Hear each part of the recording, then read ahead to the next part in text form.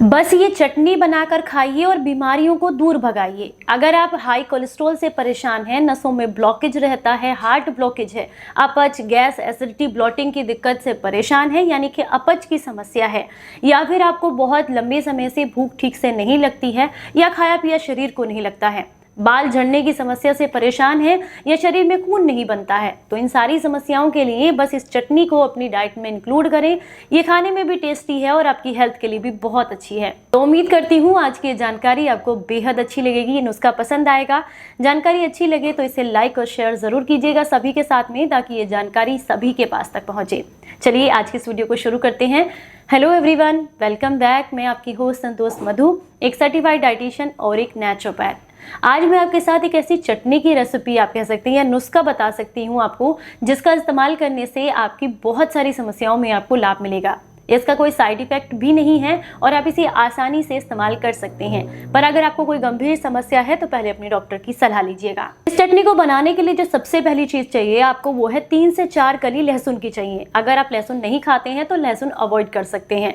लहसुन का इस्तेमाल करने से शरीर में जमा जो गंदगी है वो साफ होती है, जोड़ों के दर्द में आपको आराम मिलता है, नसों का ब्लॉकेज खुलता है, हाई कोलेस्ट्रॉल से अगर आप परेशान हैं तो उसमें लाभ मिलता है। चीज है वो है पुदीने की पत्तियां। या तो आप पुदीने की पत्तियों को ऐड कीजिएगा 15 से 20, या फिर आप धनिया पत्ती को ऐड कीजिएगा, लेकिन दोनों में से किसी एक चीज को ही इंक्लूड करना है, इस बात का ध्यान रखना है।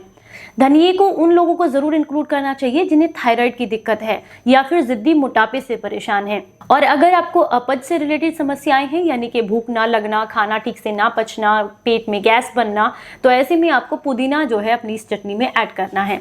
इसके अंदर आपने 2 हरी मिर्च इंक्लूड करनी है। हरी मिर्च फायदा करती है, आपके शरीर का ब्लॉकेज खोलती है। अगर शरीर में कहीं भी ऐसा कोई ब्लॉकेज है जिसकी वजह से आप अक्सर परेशान रहते हैं या सुन्नपन रहता है शरीर में, तो ऐसे में हरी मिर्च का सेवन निरंतर आपको 1 या 2 हरी मिर्च जरूर अपनी डाइट में इंक्लूड करनी चाहिए। ये आपके ब्लॉकेज को खोलने में काफी मदद करती है। इसके अलावा ये कब्ज की समस्या को भी दूर करती है।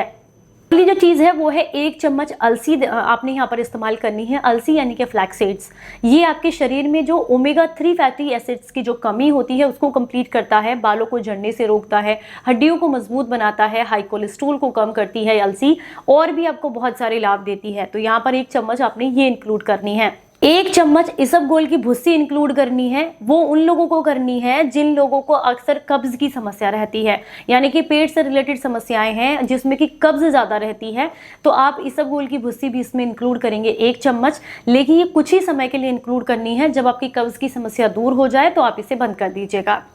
इसके अलावा इसमें आपने 3 से 4 चम्मच नींबू का रस इंक्लूड करना है। अगर आपको खट्टा ज़्यादा पसंद नहीं है तो ऐसे में आप इसे 1 या 2 चम्मच कर सकते हैं, और अगर बिल्कुल भी आपको सूट नहीं करता है तो आप इसे अवॉइड कर सकते हैं।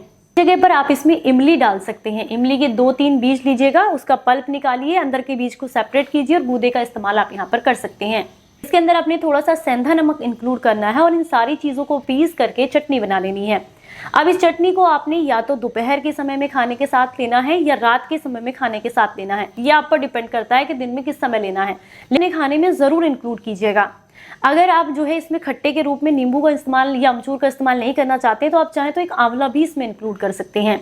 चटनी का लगातार 8 से 10 दिन ले लिया जाए तो ये शरीर में जमा गंदगी को साफ करेगी, जोड़ों के दर्द को दूर करेगी, अपच की समस्या को दूर करेगी, नसों का ब्लॉकेज खोलेगी, आंखों की रोशनी बढ़ाएगी, बाल झड़ने से रोकेगी, आपके शरीर को सिर्फ और सिर्फ फायदे देगी अगर आप इसे अपनी डाइट में इंक्लूड करते हैं। साथ में इसका टेस्ट भी बहुत अच्छा होता है, तो आप इसे अपने खाने में आसानी से इंक्लूड कर सकते हैं। उम्मीद करती हूँ आज की ये जानकारी आपको बेहद पसंद आई होगी। लेकिन यहाँ पर बहुत सारे लोगों का ये सवाल रहेगा, क्या इस चटनी को बनाकर हम स्टोर कर सकते हैं? तो यहाँ पर इसे बनाकर फ्रिज में स्टोर नहीं करना है। अगर आपने आज बनाई है तो आज ही खत्म कीजिए, अगले दिन के लिए फिर से बनाइए, क्योंकि जितनी भी चीजें मैंने आपको बताई है इनके अंदर जो नेचुरल ऑयल्स और इंग्रेडिएंट्स होते हैं वो नष्ट हो जाते हैं फ्रिज में रखने के बाद। तो इसलिए आप इसे ताजा बनाएं और ताजा ही इस्तेमाल करें। फिर मिलूंगी किसी नई जानकारी के साथ, तब तक अपना बेहद ख्याल रखें और हंसते मुस्कुराते रहें। Stay healthy, stay happy, bye bye.